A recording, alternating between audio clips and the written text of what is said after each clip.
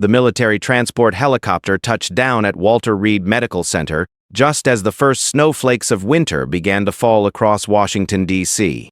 Inside the aircraft, Admiral James Mitchell lay unconscious on a stretcher, his weathered face pale against the white medical sheets. The 62-year-old Navy SEAL commander had collapsed during a routine briefing at the Pentagon 3 days earlier, and since then, no medical team had been able to reach him through his catatonic state.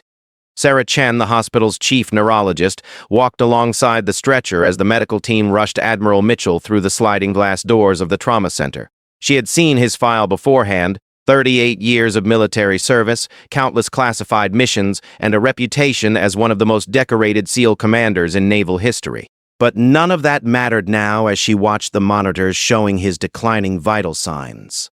The Admiral had been in this unresponsive state for 72 hours. His body was physically healthy, but his mind seemed locked away in some unreachable place. The initial medical reports from Bethesda Naval Hospital painted a puzzling picture. No signs of stroke, no evidence of brain injury, no indication of drug interaction or poisoning. Every test came back normal, yet James Mitchell remained as still as stone, breathing but not living. Chen had assembled her best team for this case. The hospital's reputation depended on cases like these, where other facilities had failed. Admiral Mitchell's wife, Margaret, had flown in from San Diego and hadn't left his bedside since arriving. She was a strong woman, accustomed to military life and its uncertainties, but watching her husband fade away without explanation was breaking her resolve. The intensive care unit buzzed with activity as nurses and technicians worked around the clock. Admiral Mitchell was placed in a private room overlooking the hospital's courtyard, where Margaret could maintain her vigil. She spoke to him constantly, sharing memories of their 40-year marriage, their children's accomplishments, and news from the SEAL community that had been their extended family for decades. Dr. Chen tried every conventional approach she knew. They administered various medications to stimulate brain activity, used electromagnetic therapy, and even brought in specialists from Johns Hopkins and Mayo Clinic. Nothing worked. The Admiral's brain scans showed normal activity, but he remained locked in his mysterious state, occasionally moving his eyes but never focusing on anything or anyone. On the fourth day, Margaret Mitchell broke down in the hospital corridor. She had been the pillar of strength for their family throughout James's dangerous career. But this silent battle was different from anything they had faced. At least in combat, there was an enemy you could identify and fight. Here, the enemy was invisible, and victory seemed impossible. The medical team began discussing long-term care options. Dr. Chen was running out of ideas, and the family was running out of hope. Admiral Mitchell's condition remained stable but showed no signs of improvement. His body was maintaining itself, but his consciousness remained trapped somewhere beyond medical reach. Word of the Admiral's condition had spread quietly through military circles. Former SEAL teammates began visiting, sharing stories and hoping their familiar voices might break through whatever barrier surrounded his mind. Colonel Mike Rodriguez, who had served under Mitchell in Afghanistan, spent hours recounting their missions together. Lieutenant Commander Tom Bradley, now retired, brought photographs from their training days in Coronado. But none of these efforts produced any response. Admiral Mitchell lay motionless, his breathing steady but his eyes vacant. The man who had led special operations teams through impossible missions, who had saved countless lives through his tactical brilliance, was now beyond the reach of modern medicine. Dr. Chen found herself staying late each evening, studying Mitchell's case files and searching medical literature for similar conditions. There had to be something they were missing, some key that would unlock whatever was keeping the Admiral trapped in his own mind. She read about combat stress, traumatic brain injury, and psychological conditions that could manifest physically. The hospital chaplain, Father Martinez, began visiting regularly. He had ministered to many military families over his 20-year career and understood the unique pressures of special operations life. Margaret appreciated his presence, though she remained focused entirely on her husband's recovery rather than accepting what seemed like preparations for the worst. By the end of the first week, Admiral Mitchell had lost 12 pounds. His body was consuming itself slowly, sustained only by IV nutrition and careful medical monitoring. The nursing staff rotated constantly, each hoping to be the one who might finally reach him. They played his favorite music, read news articles aloud, and maintained a constant stream of stimulation, hoping for any sign of response. The SEAL community rallied around the Mitchell family in ways that exemplified their brotherhood. Former teammates organized meal deliveries for Margaret, handled logistics with the Pentagon, and maintained a rotating presence at the hospital. Master Chief Petty Officer David Sullivan, who had served as Mitchell's right hand for 15 years, took leave to coordinate support efforts. Dr. Chen consulted with psychiatrists specializing in military trauma. They suggested that Admiral Mitchell might be experiencing a form of psychological withdrawal, perhaps triggered by some deeply buried memory or trauma. The mind, they explained, sometimes protects itself by shutting down completely when faced with unbearable stress or revelation. Medical students and residents began studying Admiral Mitchell's case as an example of unexplained neurological phenomena. His condition defied standard medical understanding, presenting normally in all physical tests while remaining completely unresponsive to external stimuli. The case was quietly discussed at medical conferences, with experts offering theories but no solutions. Margaret Mitchell began keeping a detailed journal of her husband's condition, noting any small changes or potential signs of improvement. She recorded his breathing patterns, eye movements, and physical responses to different stimuli. Her military spouse training had taught her to be observant and systematic, skills she now applied to understanding her husband's mysterious condition. The Admiral's room became filled with flowers, cards, and military memorabilia brought by visitors.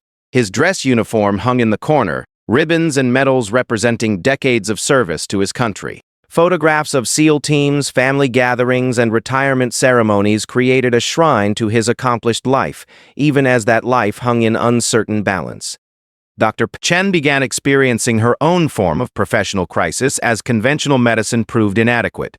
She had dedicated her career to solving neurological puzzles, but Admiral Mitchell's condition challenged everything she understood about brain function and consciousness. She found herself questioning not just his diagnosis, but her entire approach to treating such conditions. The medical bills mounted quickly, but the SEAL community and Navy leadership ensured that money would never be a barrier to Admiral Mitchell's care.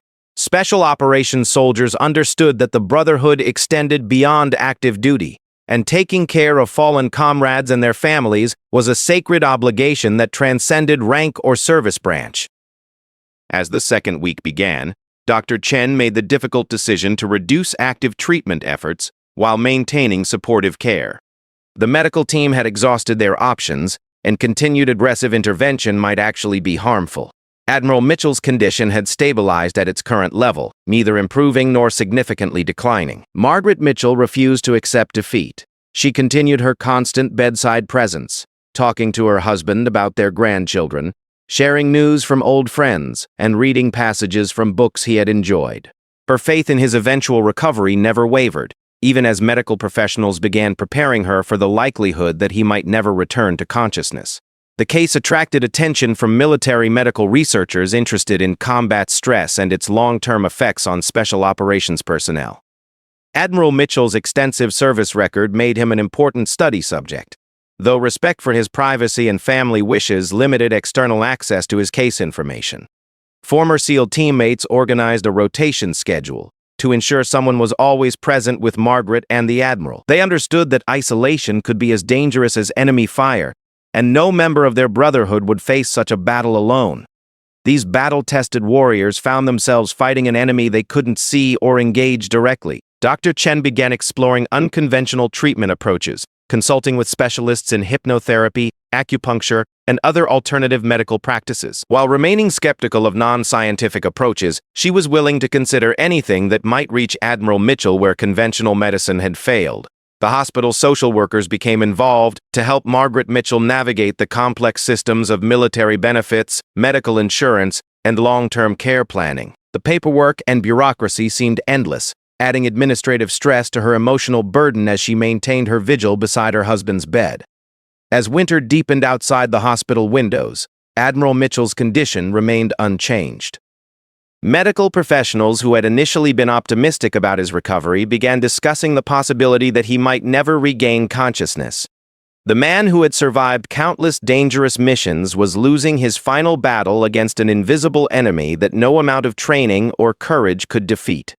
The third week brought a change in personnel that would alter everything about Admiral Mitchell's care. Rebecca Thompson, a 28-year-old registered nurse with 5 years of critical care experience, was assigned to the intensive care unit rotation that included the Admiral's room. Unlike her colleagues, Rebecca had something unique in her background that would prove crucial in the days ahead. Rebecca had grown up in a military family. Her father, Sergeant First Class Robert Thompson, had served 2 tours in Iraq with the Army Rangers before being killed in action when she was 16. Her older brother, Staff Sergeant Michael Thompson, was currently serving with Marine Force Recon in the Pacific. The military culture was woven into her DNA, and she understood the warrior mindset in ways that civilian medical professionals simply could not.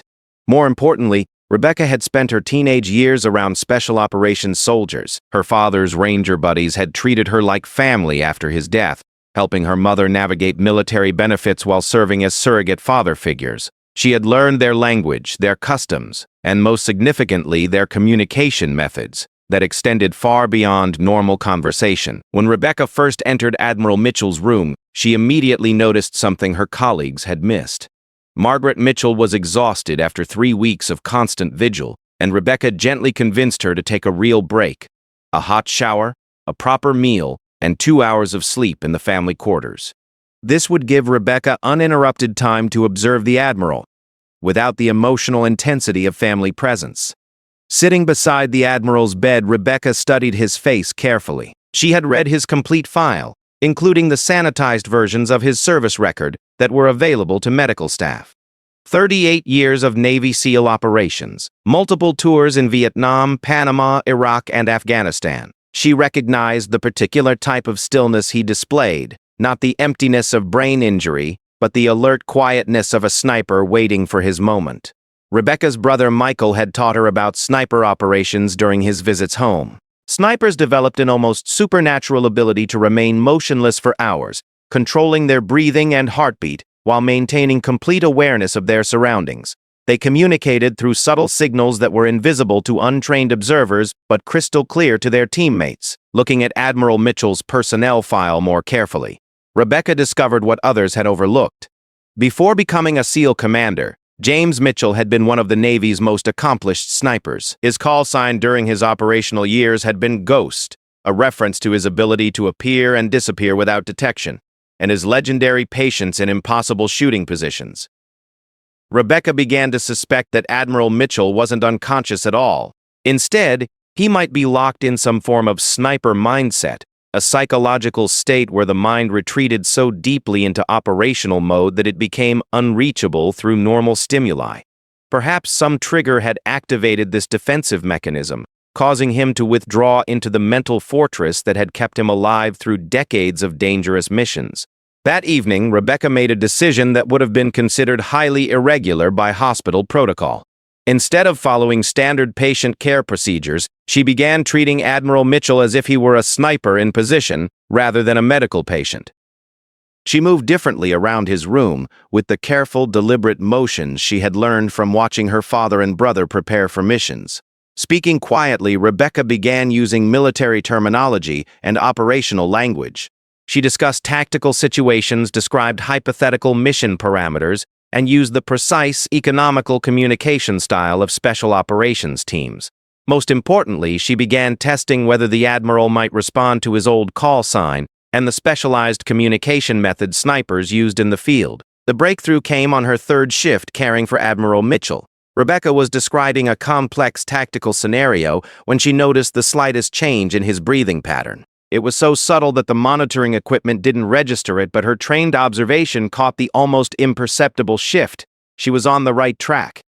Over the next several nights, Rebecca developed a systematic approach to reaching Admiral Mitchell. She researched sniper training protocols, studied SEAL operational procedures, and even contacted her brother's former instructors to understand the psychological aspects of long-range reconnaissance missions.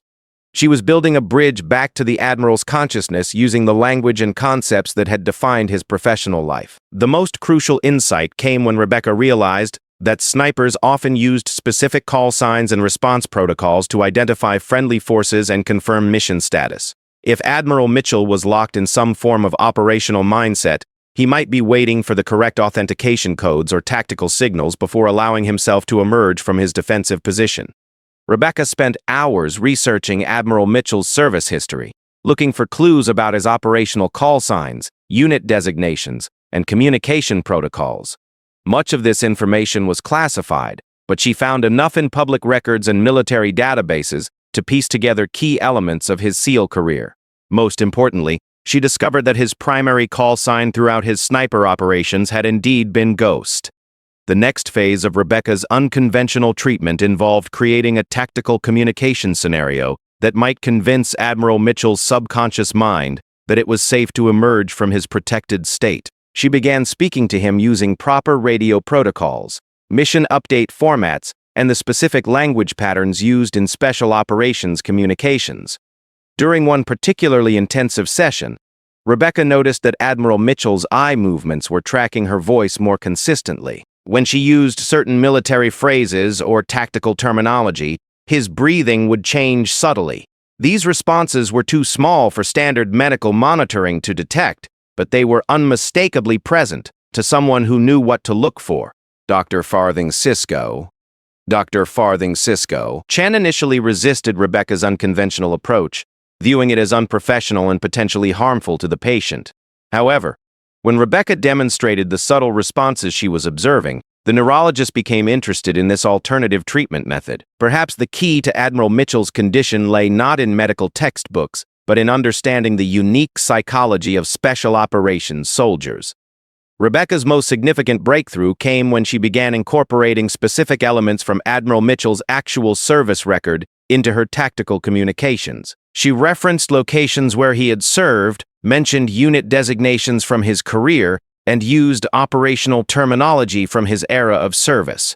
The responses became more pronounced, though still barely detectable. Margaret Mitchell returned from her break to find Rebecca sitting beside her husband's bed, speaking in a low, professional tone about tactical procedures and mission planning.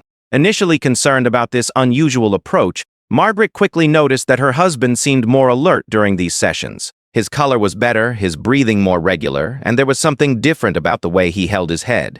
The collaboration between Rebecca and Margaret proved crucial to the next phase of treatment. Margaret provided personal details about the Admiral's career, family stories from his military service, and insights into his personality that weren't available in official records. She also confirmed Rebecca's suspicion that her husband had always been most comfortable in tactical situations where he felt useful and engaged. Rebecca began incorporating family elements into her tactical communications, creating scenarios where Admiral Mitchell needed to complete his mission to protect his family and former teammates. She spoke about his children and grandchildren using military family terminology, describing them as precious cargo, requiring his continued protection and guidance. The medical team remained skeptical, but allowed Rebecca to continue her unconventional treatment approach when other nurses reported consistent improvements in Admiral Mitchell's vital signs during her shifts. His heart rate was more stable, his muscle tone improved, and he seemed to be maintaining better hydration and nutrition absorption. Chen began documenting Rebecca's methods carefully, recognizing that they might be observing a breakthrough in treating military trauma cases. The approach challenged traditional medical protocols, but the results were undeniably positive. Admiral Mitchell was showing more signs of life and awareness than he had since his collapse 3 weeks earlier. Rebecca's research into SEAL training revealed that snipers often used specific authentication protocols to verify friendly contacts during operations. She theorized that Admiral Mitchell might be waiting for the correct challenge and response sequence before fully emerging from his protective mental state. The problem was discovering what those specific codes might be. Working with Margaret and the Admiral's former teammates, Rebecca began collecting information about call signs, unit passwords, and communication protocols from different periods of his service.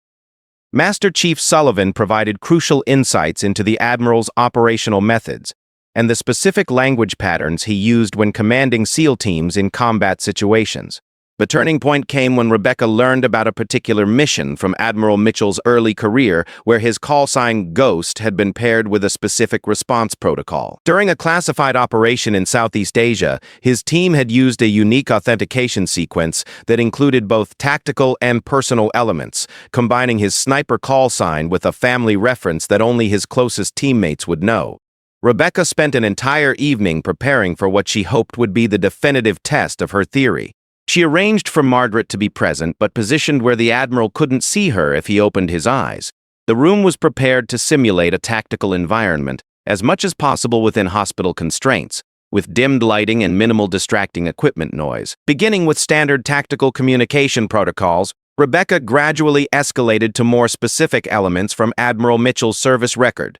She used his unit designations, referenced his former teammates, and described tactical situations that paralleled missions from his actual experience. Most importantly, she prepared to use the specific call sign and authentication sequence she had discovered. The moment arrived near midnight on Rebecca's fourth week caring for Admiral Mitchell. After establishing the tactical communication pattern that had become familiar, she delivered the crucial test. Speaking in the clipped professional tone of military radio communications, she called out, "Ghost, this is base. Authentication required. Respond with Sierra, November 7-7. For 30 seconds, nothing happened. Admiral Mitchell remained as motionless as he had for nearly a month. Rebecca began to doubt her theory, wondering if she had been reading responses into random physiological changes. Then, in a voice so quiet it was barely audible, James Mitchell whispered his first words in 28 days. "Base. This is Ghost. Authentication Sierra, November 7-7 confirmed. Mission status report requested." The words hung in the air like a miracle. Margaret Mitchell gasped and started to rush toward her husband. But Rebecca held up a gentle hand, recognizing that this moment required careful handling. Admiral Mitchell had responded, but he was still locked in operational mode, waiting for proper mission protocols to be followed before he could fully emerge from his protective mental state. Rebecca maintained her professional composure, though her heart was racing. Speaking in the same tactical communication style, she responded, "Ghost, base confirms authentication. Mission status, standby for extraction. Family secure. Area stable. Request confirmation of your operational status." Admiral Mitchell's eyes opened for the first time in 28 days, though they remained unfocused and distant. His voice was stronger when he replied, "Base, Ghost operational but position compromised. Request immediate extraction authorization. Family protection protocols in effect." He was treating his medical condition as a tactical situation, his mind still operating within the framework that had kept him alive through decades of dangerous missions. Dr. Chen arrived within minutes of receiving Rebecca's emergency call, followed quickly by the night shift supervisor and Margaret Mitchell, who had been sleeping in the family quarters. The medical team gathered outside the room, watching in amazement as Rebecca continued her tactical dialogue with the Admiral, slowly guiding him back toward full consciousness through familiar operational procedures. The extraction process required several hours of careful psychological navigation. Rebecca had to convince Admiral Mitchell's subconscious mind that his mission was complete, his family was safe, and he could stand down from operational status. She did this by gradually shifting from tactical communications to more personal conversation, introducing elements of his current life situation without triggering a defensive retreat. Margaret played a crucial role in this delicate process. Rebecca coached her to use specific phrases that would help her husband recognize her as friendly civilian contact rather than potential threat. When Margaret finally spoke, calling him James instead of any military designation, the Admiral's eyes focused on her face for the first time, and a single tear rolled down his cheek. "Margaret?" he whispered, his voice breaking as 38 years of military conditioning finally began to relax. "Are you safe? Are the children safe?" These were the questions of a protector finally allowing himself to believe the battle was over. The full recovery process took another 3 weeks, but Admiral Mitchell's emergence from his catatonic state was steady and irreversible. Rebecca remained his primary nurse throughout this period, helping him navigate the transition from operational mindset back to civilian consciousness. She understood that his mind had been protecting him from some overwhelming psychological trigger, and the return journey needed to be managed carefully. Chen worked closely with military psychiatrists to understand what had caused Admiral Mitchell's retreat into his protective mental state. Through careful interviews, once he was fully conscious, they discovered that his collapse had been triggered by a Pentagon briefing about a failed rescue mission in Syria, where several young SEALs had died. The Admiral blamed himself for tactical decisions made years earlier that had contributed to the tragedy. The guilt and responsibility he felt for every SEAL who had died under his command over 4 decades of service had finally overwhelmed his psychological defenses. His mind had retreated into the safest place it knew, the focused, protected state of a sniper, in position, waiting for orders and maintaining complete situational awareness while being unreachable by external threats. Rebecca's unconventional treatment had succeeded because she understood that Admiral Mitchell wasn't sick in a traditional medical sense. He was a warrior whose mind had activated its deepest survival protocols to protect him from unbearable emotional trauma. Only someone who spoke his psychological language could guide him back to safety. The case became a landmark study in military psychology and trauma treatment. Rebecca was invited to present her methods at medical conferences across the country, helping train other healthcare providers to work with special operations veterans. Her approach emphasized understanding the unique mindset of military professionals rather than treating them as conventional medical patients. Admiral Mitchell made a full recovery, though he required ongoing counseling to address the survivor's guilt that had triggered his psychological crisis. He worked with military chaplains and psychologists who specialized in combat trauma, learning to process the losses he had experienced throughout his career without allowing them to overwhelm his ability to function. Margaret Mitchell became an advocate for military families facing similar medical crises, working with organizations that supported veterans and their loved ones. Her experience during her husband's month-long retreat taught her valuable lessons about the unique stresses faced by special operations families and the importance of understanding military culture in healthcare settings. Rebecca Thompson was promoted to head nurse of the intensive care unit and developed specialized protocols for treating military patients with trauma-related conditions. Her success with Admiral Mitchell led to her being recruited by the Department of Veterans Affairs to develop training programs for civilian healthcare providers working with veteran populations. The hospital created a new position for Rebecca as military liaison nurse, recognizing that her unique background and demonstrated skills were invaluable for treating the significant number of veteran patients they served. She became the bridge between civilian medical practice and military culture, helping other healthcare providers understand the specific needs of former military personnel. Admiral Mitchell eventually returned to limited duty as a consultant for SEAL training programs, using his experience to help prepare the next generation of special operations soldiers for the psychological challenges they would face. His case became part of the curriculum for military psychologists, demonstrating both the vulnerabilities and incredible resilience of the warrior mindset. The friendship between Rebecca and the Mitchell family continued long after his recovery.